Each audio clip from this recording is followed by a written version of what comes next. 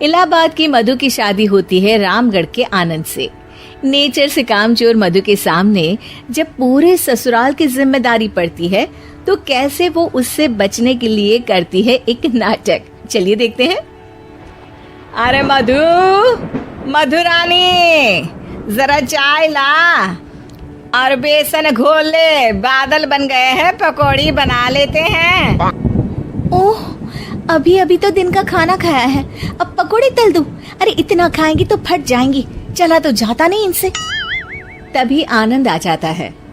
अरे मन कर रहा है पकोड़े खाने का। मधु देखो ना, बादल बन गए हैं, ऐसे में पकोड़े मिल जाए तो मजा आ जाए। अरे अभी तो बादल बने हैं, जरा 2-4 बूंद टपक तो जाने दो, बना दूंगी पकोड़े भी। ये बोलकर मधु वहाँ से चली जाती है। अरे मधु, मधु बूंदे भी बरस गई, अब तो बना दो पकोड़े।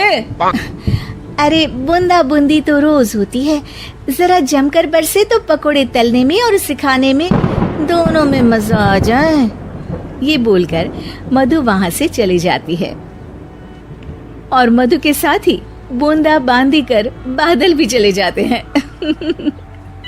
मधु अपने कमरे में जाकर कहती है, अरे भगवान, ये सारा कमरा फैला हुआ है, कैसे साफ होगा?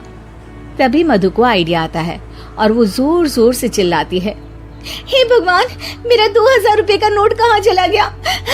किसी ने देखा क्या मेरा 2000 का नोट?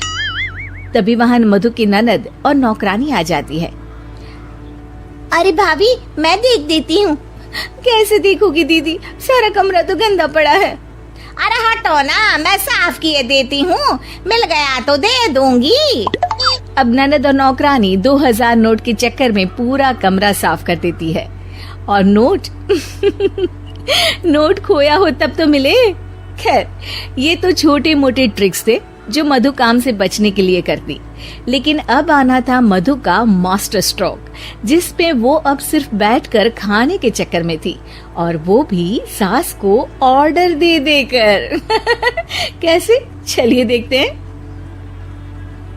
एक फ्रेम में एक फोटो है जिसमें सास की सास यानी कि मधु की दादी सास, मोटी बिंदी, काला मोटा चश्मा, कॉटन की साड़ी और चेहरे पर रौब।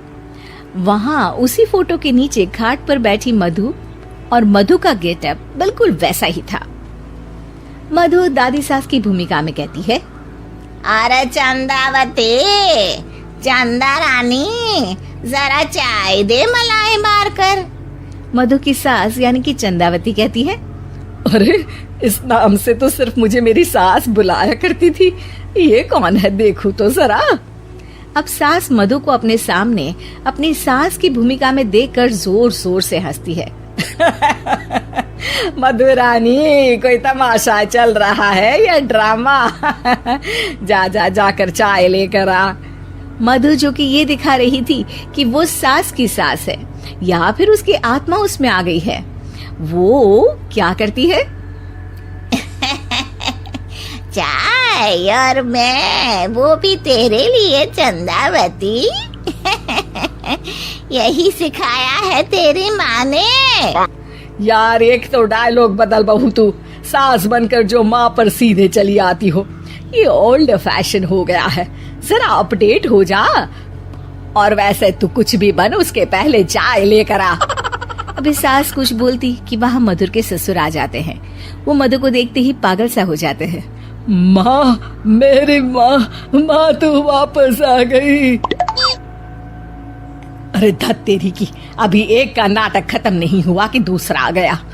अरे हद है तेरी, जबान तो चलती ही जा रही है, सामने मेरी माँ बैठी है। अरे इनका चेहरा देखने को तरस गया था मैं, मेरी माँ वापस आ गई। ये देख, मेरी माँ आ गई। ये नहीं कि देसी घी के लड्डू बनाए, बस जबान चला रही हो।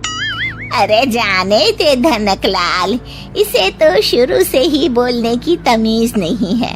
मेरी तो आदत हो गई है दब दब कर रहने की। नहीं नहीं माँ, ऐसे कैसे, ये सब करेगी। अच्छा, मैं दुकान जा रहा हूँ, शाम को तेरी पसंदीदा गर्मा गर्म जलेबी और समोसे लेकर आऊंगा माँ। ससुर वहां से चले जाते हैं।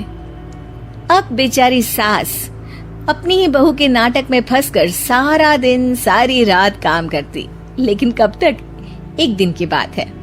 बेटा आनंद, मेरे तो हाथ पैर सब दर्द हो रहे हैं, मुझसे नहीं होता इस उम्र में इतना काम। हाँ माँ, तू ठीक कह रही है।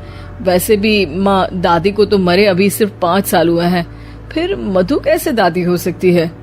अरे वही तो बेटा, मैं तो ये सोच रही थी कि कहीं दादी मधु के रूप में तो पैदा नहीं हो गई। मतलब ना, ये सारा नाटक है बेटा, लेकिन अब जल्द से ये नाटक बंद करा दे तू। ठीक है माँ, लेकिन अब मधु को मधु की जुबान में ही सिखाना होगा। दोनों माँ बेटा कुछ बात करते हैं और अगले दिन सास मधु का बड़ा सा सोने का हार गले में डालकर घूम रही होती है। मधु जैसे ही अपना हार सास के गले में देखती है, परेशान हो जाती है। अरे अरे ये क्या? ये हार तो तू अपनी बहू को दे चुकी थी। नहीं नहीं माँ जी, बिल्कुल नहीं। आप ही ने तो कहा था कि जब तक आप जिंदा है ये मैं ही रखूं। अब आप तो जिंदा ही हैं, तो ये हार मैं उसे कैसे दे सकती हूँ? अरे लेकिन तभी वहाँ आनंद आ जाता है। दादी मैं आपके लिए भैंस लेकर आया हूँ, बाहर खड़ी है। जरा अच्छे से नहलाकर उसके गोबर से आंगन लीप देना और गोबर के कंडे बनाकर सुखाने डाल देना। और हाँ, जरा ताजा ताजा दूध भी निकाल देना दादी। और फिर माँ बेटे हंसने लगते हैं। मधु सोच में पड़ जाती है। भैंस? नहीं नहीं, इतनी बड़ी भैंस की मैं सेवा करूं? ना बाबा बना, मैं तो बहू बनकर घर वालों की ही सेवा कर लूं, उतना ही बहुत है। माँ जी नहीं नहीं। अरे अरे, क्या हुआ बहू, तुम वापस आ गई क्या? तुम्हें सब कुछ याद आ गया? हाँ हाँ, सब याद आ गया, पूरा पूरा याद आ गया। अब सास चैन से खाट पर बैठती है और जोर से कहती है, सब याद आ गया ना? तो चल जा, चाय लेकर आ, और वो भी मलाई मार कर।